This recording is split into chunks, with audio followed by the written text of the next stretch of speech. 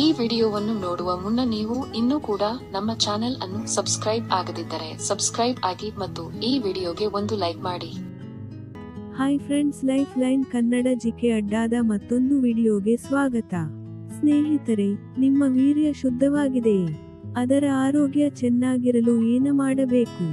ಈ ವಿಡಿಯೋದಲ್ಲಿನ ಮಾಹಿತಿ ಕುತೂಹಲಕಾರಿಯಾಗಿದ್ದು, ಹೀಗಾಗಿ ಯಾರು ಕೂಡ ವಿಡಿಯೋವನ್ನು ಸ್ಕಿಪ್ ಮಾಡದೆ ಸಂಪೂರ್ಣವಾಗಿ ನೋಡಿ. ಮನುಷ್ಯನ ದೇಹವು ಆರೋಗ್ಯಕರವಾಗಿದ್ದರೆ ಆಗ ಲೈಂಗಿಕ ಆರೋಗ್ಯವು ಚೆನ್ನಾಗಿರುತ್ತದೆ. ಹೀಗಾಗಿ ದೇಹದ ಆರೋಗ್ಯವನ್ನು ಕಾಪಾಡಿಕೊಳ್ಳುವುದು ಅತಿ ಅಗತ್ಯ. ದೇಹವು ತಿಂದ ಆಹಾರವನ್ನು ಸರಿಯಾಗಿ ಕರಗಿಸಿಕೊಳ್ಳಲು ದೈಹಿಕ ಶ್ರಮವೂ ಅಗತ್ಯವಾಗಿರುವುದು. ಇಷ್ಟು ಮಾತ್ರವಲ್ಲದೆ ಒತ್ತಡ ರಹಿತವಾದ ಜೀವನ ಸಾಗಿಸಬೇಕು. ಅದೇ ರೀತಿಯಾಗಿ ಪುರುಷರಲ್ಲಿ ವೀರ್ಯವು ಆರೋಗ್ಯಕಾರಿ ಹಾಗೂ ಅದರ ಗಣತಿ ಹಾಗೂ ಚಲನೆಯೂ ಉತ್ತಮವಾಗಿರಬೇಕು. ಆದರೆ ವೀರ್ಯ ಗಣತಿಯು ಕಡಿಮೆ ಇದ್ದರೆ ಅದರಿಂದ ಖಿನ್ನತೆ ಮತ್ತು ಆತಂಕವು ಉಂಟಾಗುವುದು. ಪುರುಷರು ವೀರ್ಯದ ಗುಣಮಟ್ಟವನ್ನು ಕಾಪಾಡಿಕೊಂಡರೆ ಮಾತ್ರ ಸಂತಾನ ಭಾಗ್ಯ ಪ್ರಾಪ್ತಿಯಾಗುವುದು. ಹಾಗಿದ್ದರೆ ಅವರ ವೀರ್ಯದ ಗುಣಮಟ್ಟವನ್ನು ಕಾಯ್ದುಕೊಳ್ಳಲು ಏನೆಲ್ಲ ಕೆಲಸ ಮಾಡಬೇಕು ಎಂಬುದನ್ನು ಈ ವಿಡಿಯೋದಲ್ಲಿ ನೋಡೋಣ.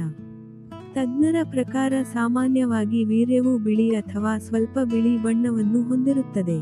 ಹಳದಿ ಅಥವಾ ಸ್ವಲ್ಪ ಮಟ್ಟಿಗೆ ಹಸಿರು ಬಣ್ಣ ಕಾಣಿಸಿಕೊಂಡರೆ ಆಗ ವೀರ್ಯದಲ್ಲಿ ಸೋಂಕು ಕಾಣಿಸಿಕೊಂಡಿದೆ ಎಂದರ್ಥ. ಅದೇ ವೀರ್ಯ ಕೆಂಪು ಅಥವಾ ಕಂದು ಬಣ್ಣದಲ್ಲಿದ್ದರೆ ಹೆಮಟೋಸ್ಪರ್ಮಿಯಾದ ಪರಿಸ್ಥಿತಿ ಎಂದು ಹೇಳಬಹುದು. ಇದು ವೀರ್ಯದಲ್ಲಿ ರಕ್ತವು ಕಾಣಿಸಿಕೊಳ್ಳುವ ಸ್ಥಿತಿಯಾಗಿದೆ. ವೀರ್ಯದ ಬಣ್ಣವು ಸಾಮಾನ್ಯಕ್ಕಿಂತ ಸ್ವಲ್ಪ ಭಿನ್ನವಾಗಿದೆ ಎಂದು ನಿಮಗೆ ಅನಿಸುತ್ತಿದ್ದರೆ ಆಗ ನೀವು ವೈದ್ಯರನ್ನು ಭೇಟಿಯಾಗಿ. ಸೊಂಟದ ಸುತ್ತಲೂ ಬೊಜ್ಜು ಆವರಿಸಿಕೊಂಡು ದೇಹದ ಭಾರವು ಅತಿಯಾಗಿದ್ದರೆ ಆಗ ವೀರ್ಯದ ಆರೋಗ್ಯದ ಮೇಲೆ ಪರಿಣಾಮ ಬೀರುವುದು ಖಚಿತ. ಬೊಜ್ಜು ಎನ್ನುವುದು ಚಯಾಪಚಯ ಕಾಯಿಲೆಗೆ ಸಂಬಂಧವನ್ನು ಹೊಂದಿದೆ. ಸ್ನೇಹಿತರೆ, ನೀವು ಏನಾದರೂ ಬಾಕ್ಸರ್ ಒಳ ಉಡುಪು ಧರಿಸುತ್ತಿದ್ದರೆ, ಬಿಗಿಯಾಗಿರುವಂತಹ ಯಾವುದೇ ರೀತಿಯ ಒಳ ಉಡುಪು ಧರಿಸಿದರೆ ಇದರಿಂದ ನಿಮ್ಮ ಜನನೇಂದ್ರಿಯದ ಸುತ್ತಲಿನ ಉಷ್ಣತೆಯು ಹೆಚ್ಚಾಗುವುದು ಮತ್ತು ಇದರಿಂದ ವೀರ್ಯವು ಕೊಲ್ಲಲ್ಪಡುವುದು ಎಂದು ಹೇಳಲಾಗುತ್ತದೆ. ಇದರ ಜೊತೆಗೆ ಧೂಮಪಾನದಿಂದ ವೀರ್ಯದ ಗುಣಮಟ್ಟ ಹಾಳಾಗುತ್ತದೆ ಎಂಬುದು ಹೆಚ್ಚಿನವರಿಗೆ ತಿಳಿದಿದೆ.